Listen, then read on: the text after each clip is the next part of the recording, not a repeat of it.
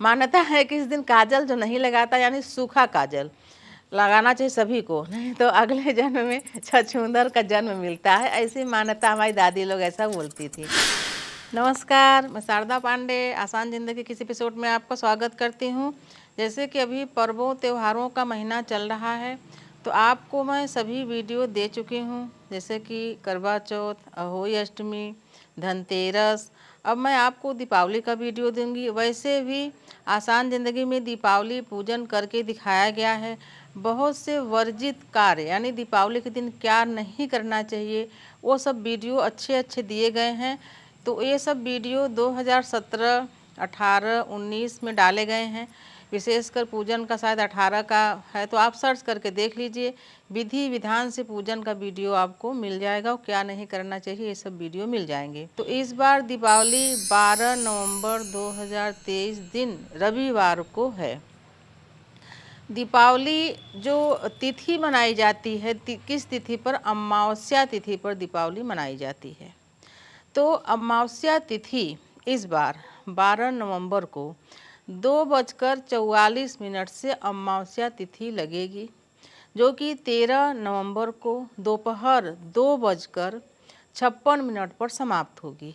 वैसे तो कोई भी पूजा पाठ अगर हम करते हैं तो उदया तिथि का जो तिथि होता है, सूर्य उदय काल में जो तिथि शुरू होती है उसको शुभ मानते हैं।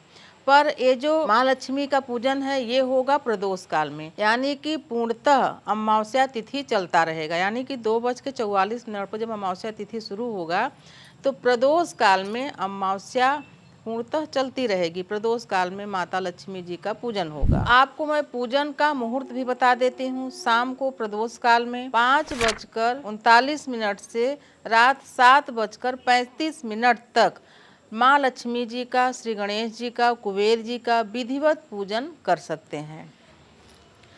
और जो निश्चित काल है, यानी कि जो तांत्रिक क्रिया या पूजा या कुछ जागृत करते हैं, यानी कुछ किसी चीज़ का जो साधना होती है वो करना चाहते हैं, तो निश्चित काल में उसको करना चाहिए। उसका मुहूर्त जो है 11:39 से 12:35 तक, ये मध्य रात्रि में जो पूजन होता है। बहुत सारी बहन बेटियां, बहुत सारे बेटे लोग जो हॉस्टल में रहते हैं वो भी हमसे सवाल करते हैं कि वहाँ पूजा कैसे करें या व्रत कैसे करें।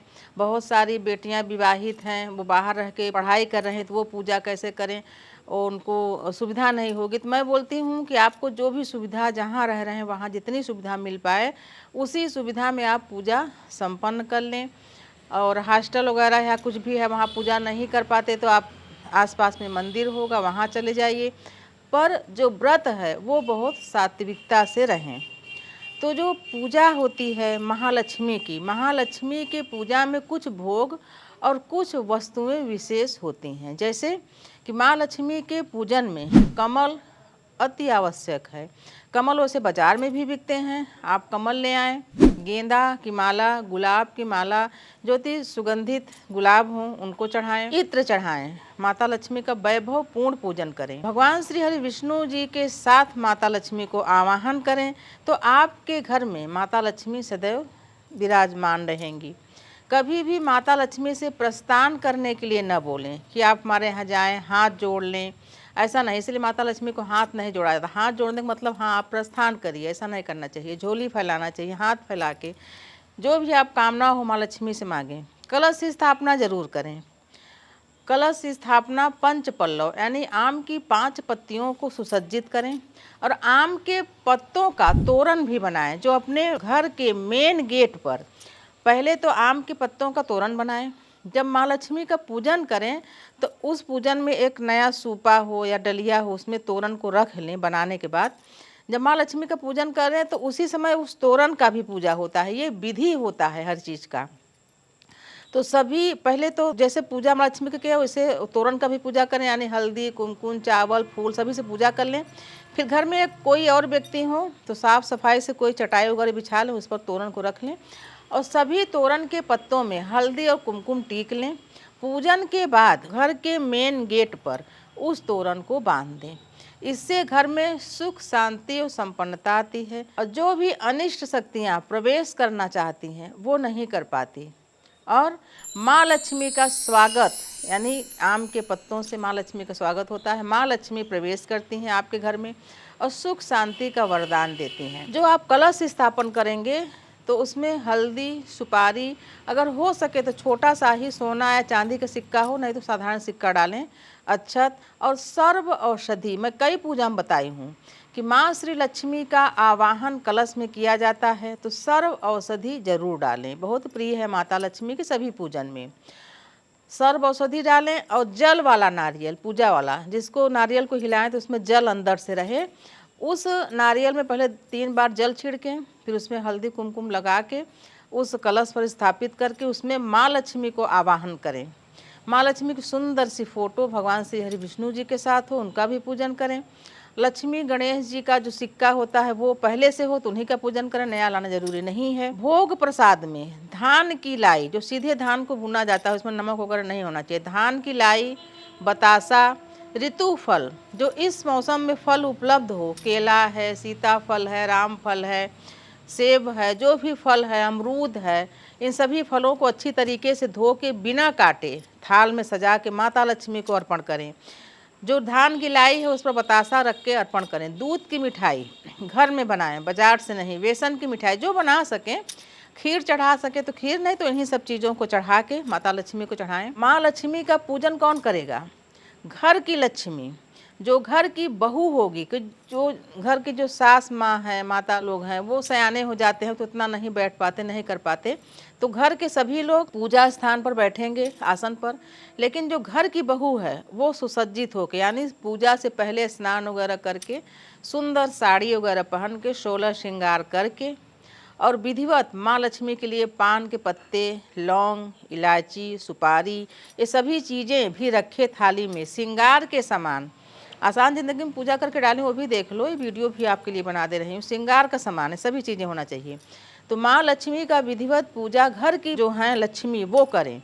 करने के बाद घर के जितने भी लोग रहेंगे वो माँ लक्ष्मी को दक्षिणा अर्पण करेंगे। दक्षिणा सभी लोग चढ़ाएंगे। चढ़ाने के बाद माता से जो भी कामना हो वो मांगेंगे कि हमारी कामना पूरी हो। और जो घर की जो लक्ष्मी, जो बहू पूजा करेगी, वही सबको प्रसाद बांटेगी। और जो घर के छोटे लोग हैं, वो जो बहू है प्रसाद बांट रही है उसका पाँव छू लेंगे। और जब घर के बड़े लोगों को बहू प्रसाद देगी तो प्रसाद देकर बड़ों का पाँव भी छू लेगी। माँ लक्ष्मी के पास चढ़ाया हुआ प्रसाद पूजा के बाद हटा लेना चाहिए और छोटे से पात्र में, प्लेट में सभी प्रसाद थोड़ा थोड़ा, जैसे एक केला, एक सेब, एक सीताफल और जो भी और फल चढ़ाए हैं, थोड़ा सा लाई, बतासा, दूध की मिठाई, ये सभी चीज़ें एक प्लेट में करके माता के सामने रख ले। ये नहीं कि पूरा प्रसाद हटा लो, पूरा प्रसाद नहीं हटाना है। पर कोई भी देवी देवता जब आप पूजा करते हैं तो चढ़ाने के बाद, जैसे सत्यनारायण जी का कथा ही सुनते हैं, तो चढ़ाने के बाद प्रसाद को तुरंत बांट दिया जाता है, वहाँ रखा नहीं जाता। माँ के पास जो प्रसाद रखेंगे प्लेट में, वो रात्रि भर रहेगा, सुबह गौ माता को खिला देंगे। उसको घर में दोबारा किसी को नहीं देना है। चढ़ा हुआ प्रसाद तुरंत का हटाया हुआ प्रसाद सबको बांट देना है। माता लक्ष्मी के पूजन में 7 गाय के घृत का दीप जलाएं। सुंदर दीप सजा के पूजन करें। सरसों का तेल का दीपक माँ लक्ष्मी के पास न जलाएं। हाँ, इस दिन काजल जरूर बनाया जाता है। मान्यता है कि इस दिन काजल जो नहीं लगाता, यानी सूखा काजल लगाना चाहिए सभी को, नहीं तो अगले जन्म में छछूंदर का जन्म मिलता है। ऐसी मान्यता हमारी दादी लोग ऐसा बोलती थी। तो थोड़ा सा सूखा काजल सभी को लगाना चाहिए। और एक बड़े कटोरा में, यानी कि आप जैसे आपके घर में बहुत सारे जो पुराने लोग हैं वो काजल लगाते थे, उनकी आंखें स्वस्थ रहती थी। अब तो डॉक्टर लोग कान में तेल डालना, काजल लगाना, सभी कुछ माँओं को मना कर दिए हैं कि नहीं करना है ये सब चीज़ें। तभी तो बच्चे छोटे छोटे चश्मा लगाने लगे हैं। खैर, अगर आपके यहाँ कोई काजल लगाता है तो इस दिन अमावस्या के दिन बना के पूरे साल लगा सकते हैं, या जब भी आप काजल बनाएं तो अमावस्या आप लगाएं। और एक कटोरा, यानी जो मिट्टी का कटोरा होता है या तांबे का दीप है कुछ भी, तो उसमें 1 कटोरा भर के शुद्ध घी, माँ लक्ष्मी के पास बड़ा दीपक यानी बड़ी ज्योति बना के रखें कि वो दीपक रात भर प्रज्वलित रहे, यानी रात भर जलता रहे। बाकी दीपक बुझ जाए तो कोई बात नहीं, एक दीपक जलता रहना चाहिए। बहुत सारे लोग भजन कीर्तन करते हैं, जागरण करते हैं, अपने दरवाज़ों को खोल के रखते हैं। कम से कम 12 से 1 बजे तक दरवाजे खुले रहते हैं, क्योंकि माँ लक्ष्मी अपने सभी भक्तों के यहाँ जाके देखती हैं कि हमारा कौन सा भक्त हमारे लिए कितनी श्रद्धा से पूजा किया है, हमारा भक्त क्या चाहता है कि माँ जो दिव्यानी है, दिव्य स्वरूपा माता लक्ष्मी हजारों करोड़ों लाखों अपना रूप बना सकती हैं और सभी के घर में एक साथ प्रवेश कर सकती हैं, सभी भक्तों की पूजा भक्ति देख सकती हैं और सभी को वरदान दे सकती हैं। ऐसा नहीं कि अपने मन में सोचो कि माँ लक्ष्मी किसके किसके यहाँ जाएंगी। भगवान श्री कृष्ण ने जब 16,108 कन्याओं से विवाह किया था तो 16,108 रूप भी अपना बना के सभी के साथ विवाह किया था। तो भगवान की माया, माँ लक्ष्मी की माया, श्री हरि विष्णु की माया कौन जानता है। तो आप सभी के घर में माता प्रवेश करती हैं, इसलिए दरवाजे को खोल के रखें, बंद करके ना रखें। कम से कम 12 से 1 बजे तक हो सके तो रात्रि जागरण भी करें, लेकिन सावधान भी रहें कि कोई इधर उधर से कोई पी पा के आपके घर में न घुसे। सावधान भी रहें, दरवाजे पर दृष्टि रखें कि हाँ कोई इधर उधर का आदमी व्यक्ति घर में न घुसे।